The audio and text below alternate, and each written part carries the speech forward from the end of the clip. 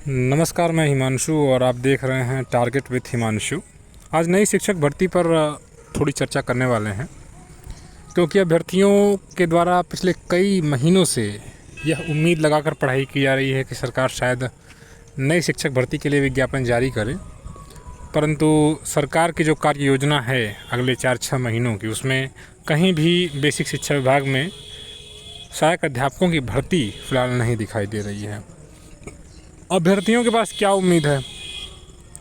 अभ्यर्थियों ने मंत्री से, मुख्यमंत्री से मिलकर या अन्य कई माध्यमों से प्रयास किया, लेकिन कोई पॉजिटिव रिस्पांस इस संबंध में नहीं दिया गया है सरकार की ओर से। एक ऑप्शन आपके पास है, जो भी युवा तैयारी कर रहे हैं, जो इंतज़ार कर रहे हैं नई शिक्षक भर्ती के लिए, वो पहले से जानते हैं। अगर वो 69,000 में जुड़े हुए हैं, कुछ नए कैंडिडेट्स भी आए होंगे और कुछ 69,000 के भी होंगे, तो इसमें इन्होंने जो बात सुप्रीम कोर्ट में कही थी, ये सुप्रीम कोर्ट में जो इन्होंने अपना हलफनामा दाखिल किया था, जिसमें इन्होंने स्वयं स्वीकारा था कि 51,000 से अधिक पद इनके पास रिक्त हैं बेसिक शिक्षा विभाग में, जिस पर कोई रिक्रूटमेंट प्रोसेस इन्होंने एट दैट टाइम स्टार्ट नहीं किया था, जिस पर इन्होंने कहा कोर्ट में कि हम आगे स्टार्ट करेंगे और उसमें शिक्षा मित्रों को कुछ वेटेज वगैरह देंगे।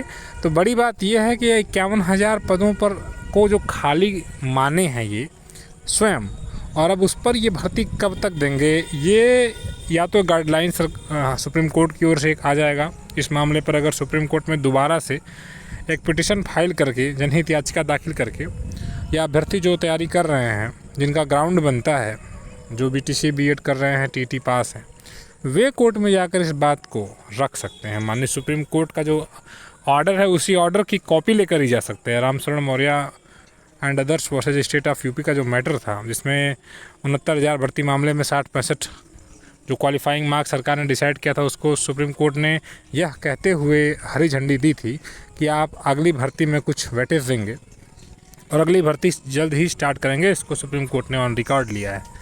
तो ये आपके पास एक बहुत इम्पॉर्टेंट और सॉलिड पॉइंट्स है, जिससे कोर्ट इस मामले पर सरकार से जवाब मांगेगी कि आपने अब तक इस मामले पर क्या कार्रवाई की है।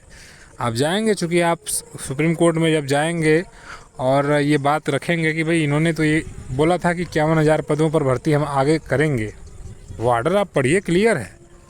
तो जो 51,000 पदों में भर्ती करने की बात कहे थे, इन्होंने अब तक इस मामले पर क्या किया है।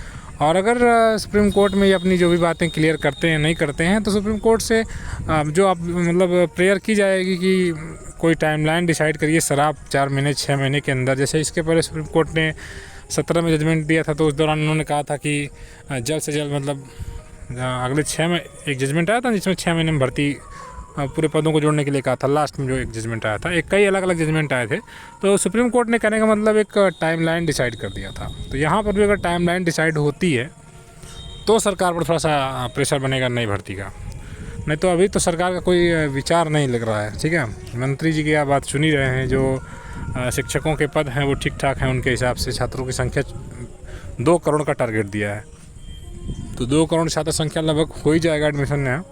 तो छात्रों की संख्या अगर बढ़ रही तो शिक्षकों को भी मतलब नियुक्ति होनी चाहिए, शिक्षकों की भी। तो ये आपके पास एक ऑप्शन है।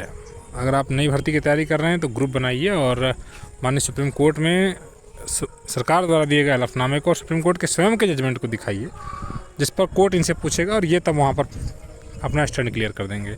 आपसे मान लीजिए आप एक अभ्यर्थी के रूप में जाते हैं, तो आपसे मतलब सही इन्फॉर्मेशन नहीं देते हैं, बट कोर्ट में जाकर ये सही इन्फॉर्मेशन देंगे। तो ये आपके पास एक ऑप्शन बचता है जहाँ पर आप जा सकते हैं और अपनी बात कोर्ट में रख सकते हैं।